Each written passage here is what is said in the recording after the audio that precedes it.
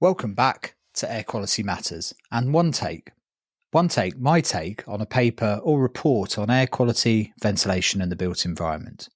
One take, and that it's, one take, and tries to summarise for you a scientific perspective on something interesting in, usually 10 minutes or less, because who has the time to read all these amazing documents, right? This week, I wanted to talk about a paper that gets right to the heart of a question we probably don't ask ourselves often enough. When does our relationship with air quality actually begin? We spend so much time talking about protecting children, and rightly so, but this paper pushes the timeline back even further. It asks what happens before we even take our first breath. The paper is called Association Analysis of Maternal Exposure to Air Pollution During Pregnancy and Offspring Asthma Incidents. And it was published in the Journal of Reproductive Health. And it really highlights that the foundations of our respiratory health might be laid down long before we think. So the context here is something we're all familiar with, asthma, particularly in childhood. It's a huge and growing problem globally. It's one of those chronic diseases that brings a heavy burden, not just on the healthcare system, but on families and children themselves. And for decades, we've known it's a complex mix of genetics and environment. But the environment side of the equation has become more and more important as we realise our modern world is full of triggers. Air pollution, of course, is a primary suspect. But what this research team in China wanted to do was to pinpoint the very specific, very critical window of exposure, pregnancy. Their core question was, effectively, can a mother's exposure to everyday air pollution during gestation increase the chances of her child developing asthma later on? To figure this out, they did what's called a nested case control study. In simple terms, they took a large group of mothers who registered at the hospital between 2015 and 2018 and followed them and their children up to 4 years. They identified a group of children who had been diagnosed with asthma and a much larger control group of children from the same cohort who hadn't. The really clever part is how they assessed exposure. They took the home address of every mother and, using data from the 29 different air pollution monitoring stations in and around the city, they estimated the concentration of key pollutants each mother was likely to be exposed to. They looked at the usual suspects, particulate matter, both PM2.5 and 10, as well as gases like nitrogen dioxide, sulfur dioxide, and ozone. And importantly, they didn't just look at one average figure.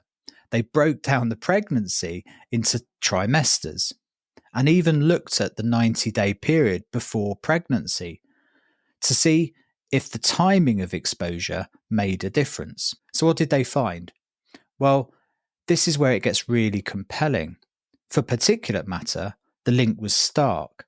Exposure to PM2.5, those ultrafine particles that can get deep into our bodies during the second trimester and across the whole of the pregnancy, was significantly associated with a higher odds of a child developing asthma. The same was true for PM10, but the slightly larger particles. But here the critical window was the third trimester and the whole gestation period. So right there, that's a huge finding. It's not just a vague link. It suggests that the specific periods of fetal development are more vulnerable to this kind of environmental insult. It tells us what the mother is breathing in a very real sense, is shaping the future health of her child's lungs. The findings for gases were also fascinating. For sulfur dioxide, or SO2, exposure across the entire pregnancy was linked to a higher risk of asthma. Simple and clear. But for nitrogen dioxide, the story was a bit more complicated.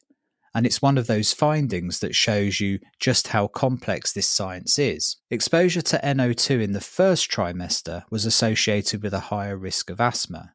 But, and this is the strange part, exposure in the second trimester was actually associated with a slightly lower risk. Now, this paper doesn't give a definitive reason for this, and it's a bit of a head scratcher. It could be an anomaly in the data, or it could point to something incredibly complex about how the fetal immune system develops. where the timing and nature of an environmental stressor produces a completely different outcome depending on the developmental stage. It's a reminder that we can't just say all pollution is bad all of the time in the same way. The nuance, the timing, it all matters. So what are the big takeaways from all of this? What's the so what? For me, the most profound implication is how it reframes our entire concept of preventative health. We put so much effort into creating healthy environments for children, clean air in schools, in homes, in playgrounds, and all of that is critically important, sure. But this study and others like it effectively argues that this might be too late. The most critical intervention might need to happen 9 months earlier. It shifts the focus squarely into protecting pregnant women. And let's be clear, this isn't about placing the burden on individual mothers to somehow find a bubble of clean air to live in. That's impossible for most people. The reality is, this is a societal and public health issue. It's an argument for stricter environmental regulations, it's an argument for better urban planning, for creating low emission zones, and for ensuring that residential areas, hospitals and schools aren't built right next to major sources of pollution. It makes the case that clean air isn't a luxury. It's an essential component for parental care. Of course, the authors acknowledge the limitations. This is one study in one city. They couldn't account for every single possible factor, and the real-world exposure is always a complex cocktail of different pollutants, not just single agents. But as a piece of the puzzle, it's incredibly powerful. It drives home the point that the right to clean air isn't just about our own health here and now, it's about the health of the next generation, a right that begins not at birth, but long before it. And that's a responsibility we all share in how we design and manage our built environment. Thanks for listening. This was an episode of One Take. See you again next week. And thanks a million to our sponsors, Safe Traces. This podcast would not be possible without their support. See you next week.